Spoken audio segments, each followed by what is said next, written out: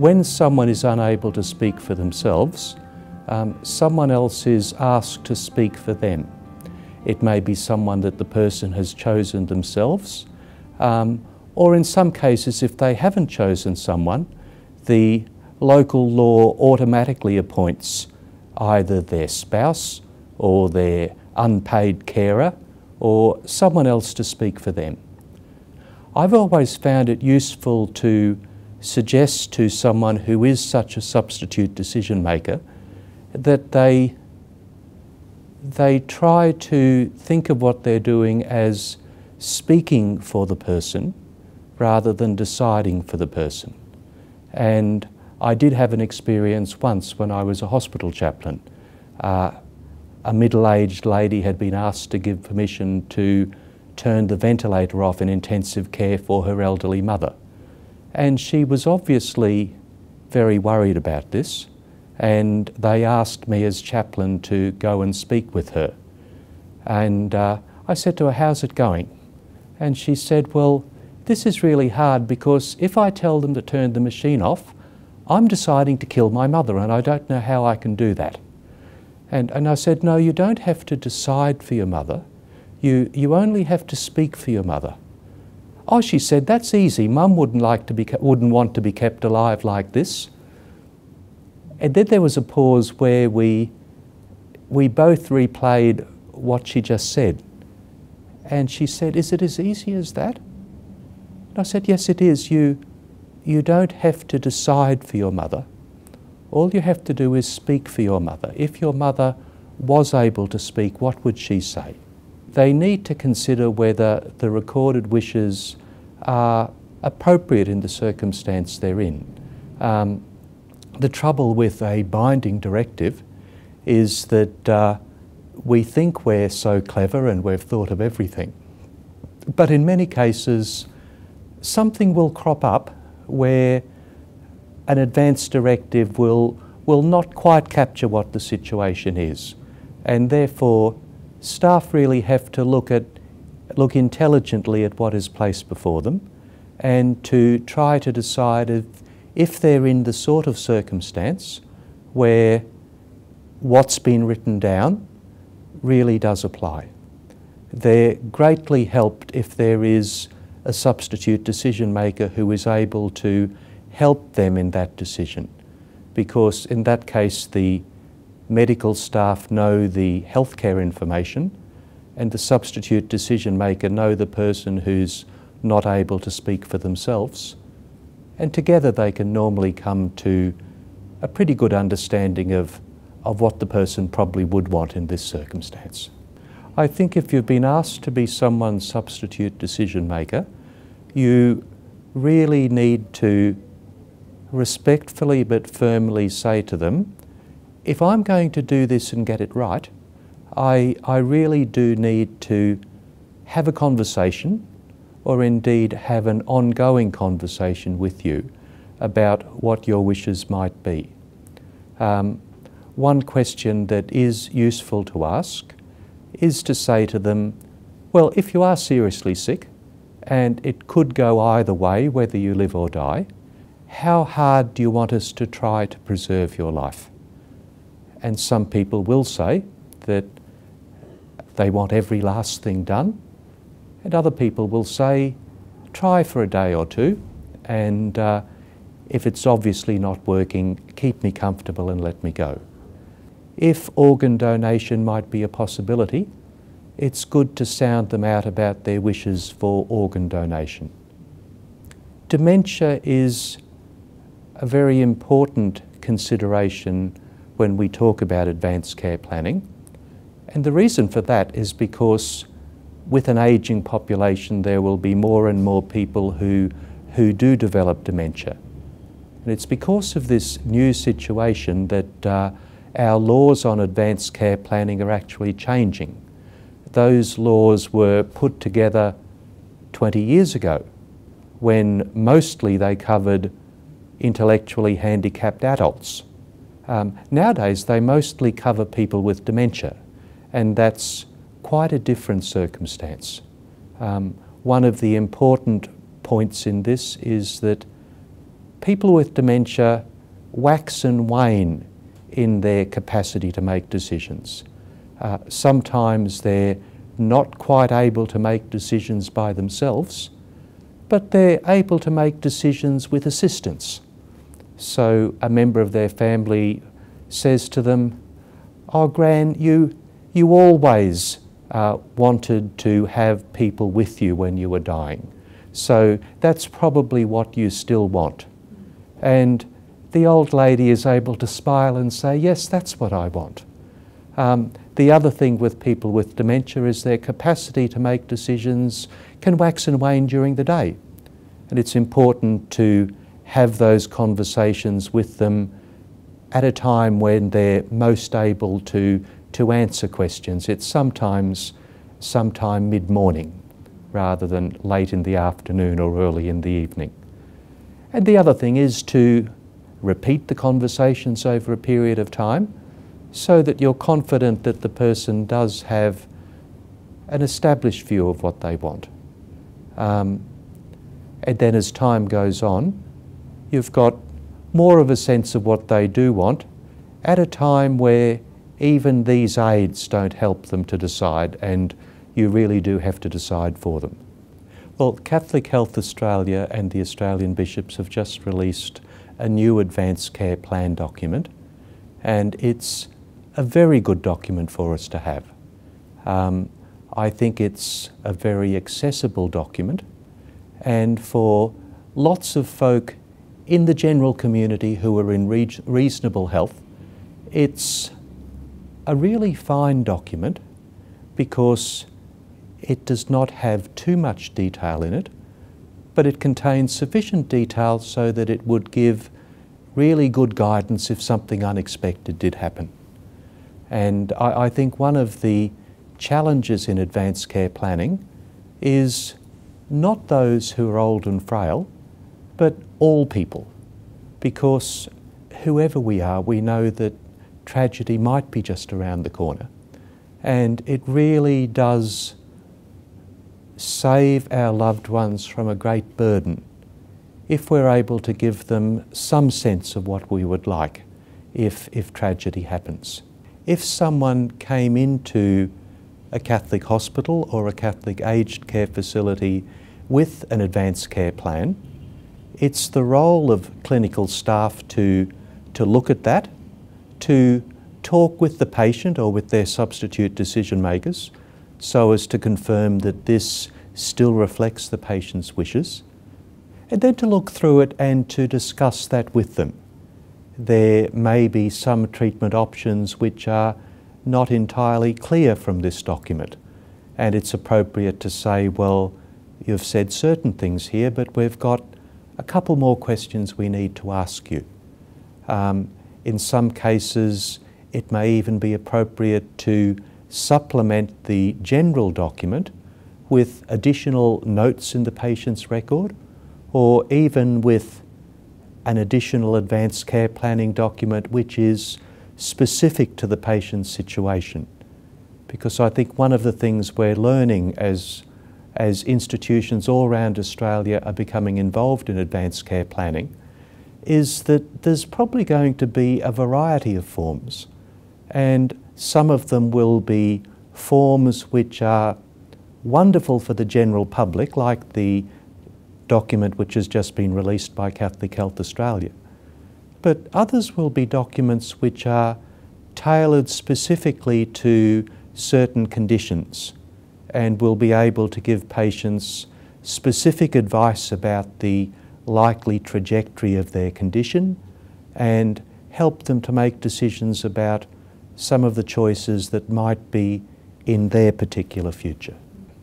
Sometimes when healthcare staff are having a conversation with the patient about advanced care planning, it can help to begin by asking them what they know about their current condition and what they know about how the condition is likely to progress. It's then useful to ask them about their wishes and values. Are they the sort of person who wants every last thing done? Or are they someone who believes that some treatment may be refused if it's futile or too burdensome. In that conversation, a number of documents could be produced.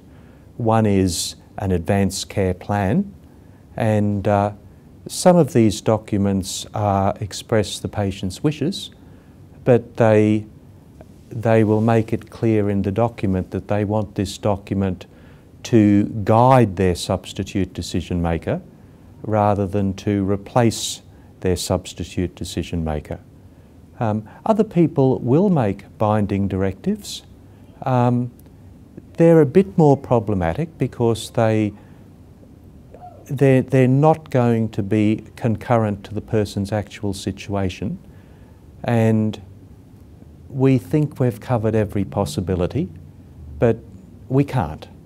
And there may well be situations where a binding advance directive will have the perverse effect of limiting the staff's freedom to make wise decisions for the patient, and may even cause treatment to be given which in the circumstances is clearly not in the patient's best interest. The other thing which can be generated is a treatment plan, and that's more a document of the health professionals rather than of the patient. And that can be important, particularly if something happens at a time where the patient's substitute decision makers can't be contacted. It gives the health professionals a clear sense of what to do if there's a sudden emergency situation. So talking about assisted nutrition and hydration, it's probably good for us to begin by remembering the Church's core principle about end-of-life decision making. We are obliged to have the ordinary means of preserving life, but we're able to refuse extraordinary means. Now, over the last 10 or 20 years, there's been a lot of conversation amongst Catholic bioethicists about a condition called the vegetative state or post-coma unresponsiveness. This is a condition where someone has suffered severe trauma, and when they recover, they have times when they're awake and times that they're asleep. But it's not clear that they're aware of the world around them or that they respond in any way to the people who come to them or other things which are happening.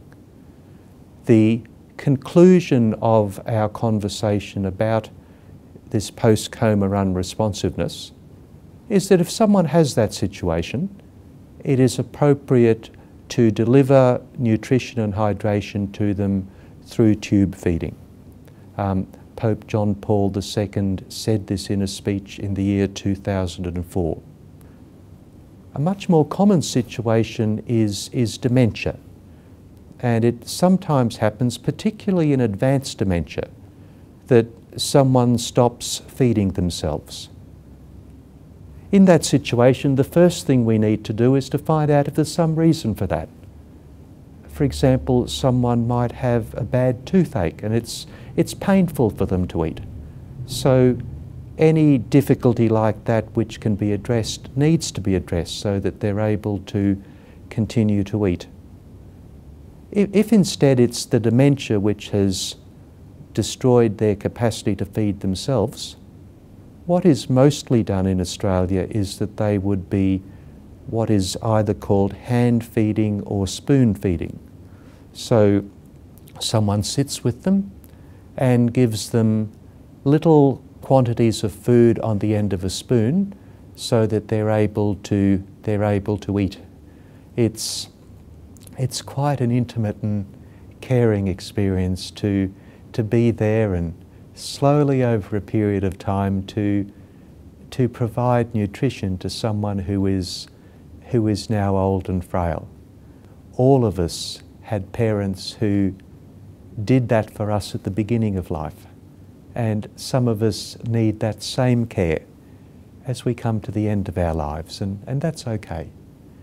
The question, of course, is whether the Church's teaching requires people with advanced dementia to be tube fed.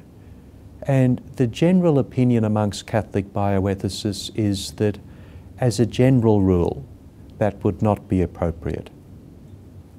Dementia is different from the vegetative state. The vegetative state means the person is profoundly disabled, but dementia is a terminal condition. We die from having dementia. And there have been lots of studies which have concluded that tube feeding does not improve, as a general rule, does not improve the person's nutritional status. It does not improve their general health. It does not reduce the risk of aspiration pneumonia, and it does not significantly extend their life. There will be individual cases where it might be appropriate to decide on tube feeding. But as a general rule, when we think about it, we'll realise that it's not in this person's interest to be tube fed.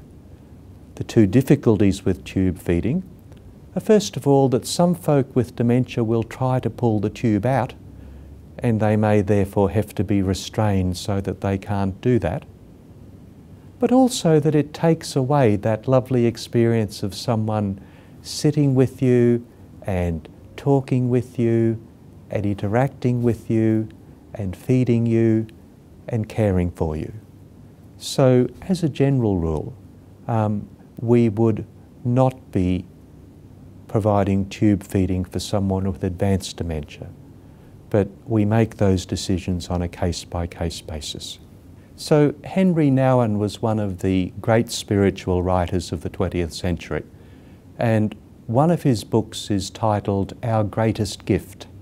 Our greatest gift is death. And Henry suggests to us 3 ways in which we can prepare well for death. The first of them is to recognise that we are a child of God. Now, whether people go to church or not, most of us have some sense of a divine power or a divine spirit. And as death becomes close, our task is to place ourselves in the care of that divine spirit. We are a little bit like children because we depend entirely on God. And perhaps the frailty we experience as we grow older or more sick, which makes us more dependent, helps us to recognise our ultimate dependence on the Divine Spirit. The second thing that Nouwen suggests is that we recognise not only that we're a child of God, but that we're brothers and sisters with all people. He asks us to recognise that we're part of a human race, all of whom die. He asks us to remember those who've gone before us and to be inspired and calmed by their trust and by their courage. He asks us to think that all around the world today there are thousands of people who are dying in trust and in courage. And he invites us to follow their example and to strive to be like them. And finally, he suggests to us that we need to recognise that we are parents of the generation to come. And that's his way of saying that we need to recognise that we will leave a legacy. Part of our legacy is how we have lived, but Nouwen suggests that an important part of our legacy is how we negotiate our final illness and how we die. He talked about his secretary, who was an elderly lady who was, as a grandmother, loved taking her children to sport, and her grandchildren to sport, and doing all sorts of things with them. Then she had a stroke, and all that could happen then was they sat with her and she told them about her life and about her faith in God and how she continued to trust in God even in the shadow of death. And Nouwen said, in many ways, that's her greatest legacy. Her grandchildren reaped a rich harvest in what the old lady had to say just at the end. Nouwen suggests to us that while we are still alive, our greatest legacy is still before us, and we should strive to live and to die in a way that leaves something behind for those who follow. As a Catholic priest, I've accompanied many people and many families as they approach that end of their life. There's always a sense that we're standing on holy ground. There's always a sense that something very special is happening. Towards the end, when the patient has lost consciousness, we will sometimes sit with them all through the night, holding their hands, talking with them quietly, and waiting for death to come. I've met many of the families I've journeyed with over the years, and many years later they will still talk about that special time that they had with their loved one as we sat there waiting for death. Health professionals share in that. Sometimes they're able to sit with the family, sometimes they're able to just pop in and out and see how things are going. Sometimes they're able to help the family to recognise the importance of what's happening. And all of us, whether we're family members or Catholic priests or health professionals, are touched by what's happened. And we reap the legacy too. Advanced care planning, of course, makes all that easier. It takes away the burden of having to make decisions.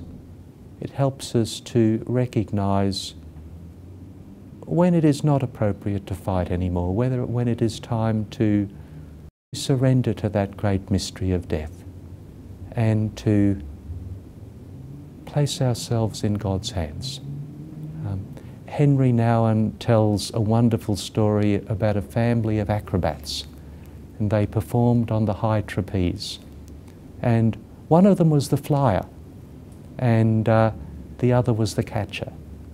And the flyer explained that when you're a flyer, you cannot try to grab the hands of the catcher. If you do, you will all break your wrists and you will all become incapacitated.